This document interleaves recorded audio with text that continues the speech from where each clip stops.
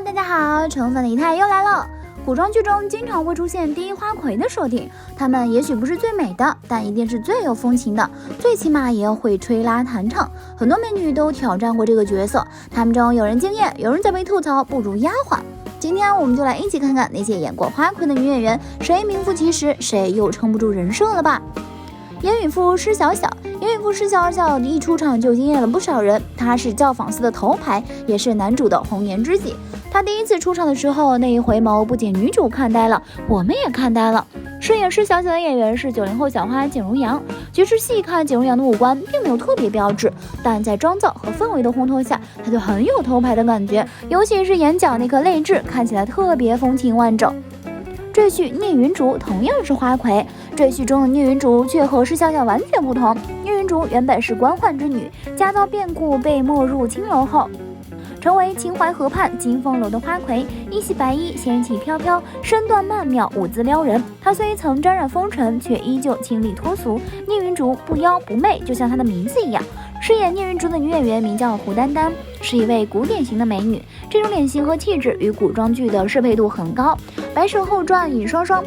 刘诗诗在白蛇后传中饰演的尹双双同样走的是气质清冷挂。她是平和楼里一个精通琴棋书画的名妓，虽然清冷系长相的刘诗诗与一般的花魁形象有些出入，但她身上的古典气质很贴合角色精通琴棋书画的设定。出演尹双双时，刘诗诗才23岁，整个人处于颜值巅峰，不仅少女感满满，演起戏来也五官灵动。她在《绣春刀》中饰演的周妙彤同样吸引人，原本是忠臣家的千金，由于家人被污蔑，流落到了教坊司。这部剧里，刘诗诗换上了红衣，温婉柔弱，楚楚动人。正是这种气质，让男主角怜惜了一生。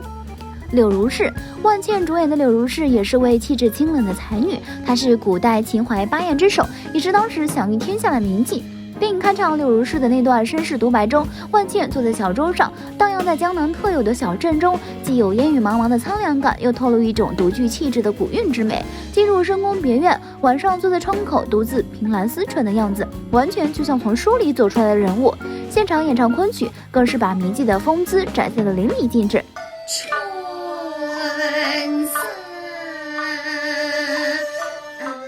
少林问道李勤勤，郭晓婷饰演的李勤勤有着高贵的身份，但在遭遇灭门之灾后成为官妓。她撑起一柄油纸伞，回眸间浅浅一笑，依然纯洁美丽。剧中汉刀行于右威，于右威是楚国覆灭后的一个孤女，她继承母亲的美丽容貌和父亲的天赋才学。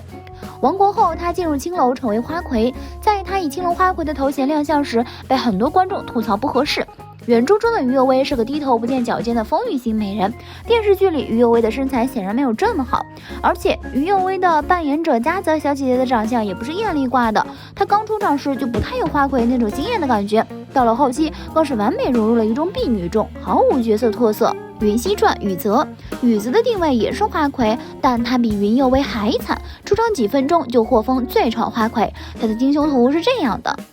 剧里的颜值比这还要低，脸看着非常不自然，这确定是风情万种的花魁。庆余年司礼礼，司礼礼登场就是巨星等级，作为头牌的她出场牌面十足，丫鬟前后簇拥，为观众人高声呼喊。李纯演绎的司礼礼也确实有这个资本。客官，你有什么吩咐？风起洛阳，宇文佩佩与司礼礼一样，风起洛阳中的花魁娘子宇文佩佩也是一位身世悲惨的人物。剧中的宇文佩佩身姿苗条，造型华丽，花钿妆容唯美绝伦，显得角色更加美艳。着一袭飘逸蓝裙起舞，明艳大方，从不吝啬自己的笑，双眼含情，异常勾人。该剧热播时，网络上还掀起一阵仿妆风，算是对宇文佩佩美貌的肯定。她的舞姿虽然简单，却足够勾人，花魁之称当之无愧。得不到的才是最好的。琉璃美人煞玄机，琉璃美人煞里女主玄机前世中有一世成为了花魁，她放火烧了五坊，只为报仇雪恨，依旧是那张清纯的面庞，眼神中却满满心机。她并不逆来顺受，而是有着自己的心思，有心计又够狠，是她除了美貌之外不同于众多花魁角色的地方。演员袁冰妍一人分饰多角，将两种反差极大的人设演绎得十分出彩。虽然只出现短短几幕，但袁冰妍这个舞姬的古装造型超级美，妩媚动人，又带点不屑一顾的傲气，跳起舞来撩人无数，眼神清冷却又勾人魂魄。这组角色设定如果单独拉出来拍成一部剧，角色应该会很精彩吧。宫锁珠帘百合，还记得赵丽颖演过《第一花魁》吗？冷艳大方的百合是潜伏在青楼的细作，她和19阿哥的感情很曲折，最终还是没能在一起。那时候的赵丽颖年轻，脸上满满的都是胶原蛋白，包子脸简直嫩得出水，即便是于正这么浮夸的色调，她也能轻松驾驭。狄仁杰之神都龙王尹瑞基。Angelababy 在电影《狄仁杰》饰演的妖艳花魁，堪称她演技的巅峰。尹瑞基是洛阳城中的第一花魁，虽为生活所迫，沦落烟花之地，却不爱钱财，唯爱文学。因一首情诗与茶庄的少东家元振结缘，本应该成为一段美好姻缘，却因元振离奇失踪而不了了之。不得不说，杨颖的颜值真的出众，飞天造型出镜，将她本来的混血变得更有异域风情，跳舞画面更是妖媚十足。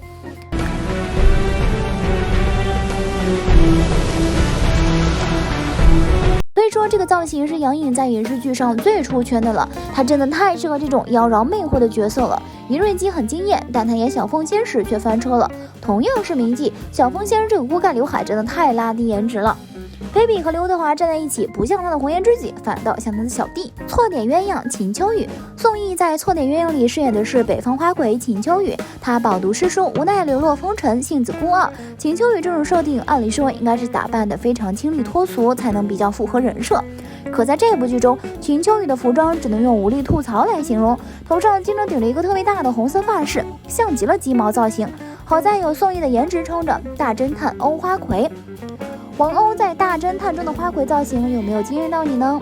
一袭红色的衣服，画着艳丽的装扮，一颦一蹙之间满是风华，即使发髻上还有一朵大大的红花，但丝毫没有影响妆容，反而令人觉得十分舒服，跳起舞来也美得无可挑剔。一年春光，风吹云舒卷，微风白帆，这才是古装剧头牌该有的风情吧。《如懿传》水玲珑，张雨绮在《如懿传》里饰演的水玲珑是一位卖艺不卖身的江南名妓，但她在剧中的颜值真的很难让人相信皇帝会为了她放弃后宫3000佳丽。这个中分贴头皮的死亡造型更是灾难，让张雨绮看起来直接老了不止10岁。除此之外，她的欧式大双眼皮和瓜子脸也缺乏古典美感。《还珠格格3》夏莹莹，蒋勤勤饰演的江南名妓夏莹莹就比张雨绮养眼多了，一袭红衣，弹着琵琶，往那一坐就是一道亮丽的风景。作为琼瑶阿姨的心头好，蒋勤勤哭起来也是楚楚动人，眼泪一颗一颗的往下掉，当真是我见犹怜。大概也就只有蒋勤勤这样的颜值，才能让身为95至尊的皇帝疯狂迷恋吧。《明红传》王诗诗，陈东林在《明红传》里饰演的王诗诗，白天是龙华第一艺妓秋水阁头牌，夜晚则变身怪丽旋风少女月儿。她的花魁造型有些异域风情，刚出场的时候肚皮舞惊艳众人，跳着跳着面纱脱落，更是别样的风情。九品芝麻官如烟，周星驰中所有的花魁都是极具魅力的。九品芝麻官中，蔡少芬的如烟在混乱不堪的场面下，手拿乳白色丝帕闪亮登场，把包龙星迷得团团转。这个出场镜头真的百看不厌。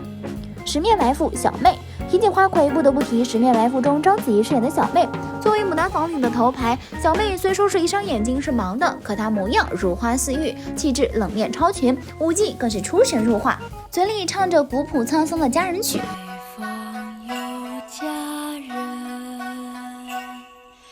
姿态从容优雅，甩出去的水袖击中牡丹花骨，别提有多惊艳了。大汉天子念奴娇，大汉天子中贾静雯的念奴娇令人一见难忘。她为了给父亲报仇，在歌舞坊当上了花魁，不仅色艺双绝，而且头脑谋略远胜于常人。朴素的装扮清丽动人，有一种清静素雅之美。面对刘彻和东方朔的追求，她不想入宫没有自由，于是跟随了东方先生，成了她一生的红颜知己，过上闲云野鹤的悠闲人生。海上花黄翠凤，李嘉欣在《海上花》里饰演的黄翠凤，从小就被调教如何成为一个官人。在金钱与情感纠缠不清的长桑公寓里，她活得异常清醒，操着一口吴侬软语，性格泼辣，经常怼天怼地怼空气，自如的在客人中间游走，但不为情爱所动。花魁杜十娘里，她饰演的杜十娘同样惊艳，舞姿轻扬曼妙，让人一时分不清是古代还是现代。大内密探零零发秦操，经过美人秦操是慧贤雅婿里众多王孙公子争相求见的头牌名妓，她的眼神透着说不出的妩媚风流。李若彤赋予了秦操妖艳又有强烈攻击性的美，眉目英气，脸庞冷艳，一旦眼神上带有凌厉感，那可真是勾人魂摄人魄。秦操一角距小龙女只相差1年，两个性格外貌气质完全不同的人物都被李若彤塑造的非常经典。这些出演过花魁女星，你觉得谁最风情万种呢？欢迎在评论区留言讨论哦。好了，今天的视频呢就分享到这里啦。如果喜欢四姨太的视频，就请多点好关注，四姨太每天都会更新精彩娱乐资讯哦。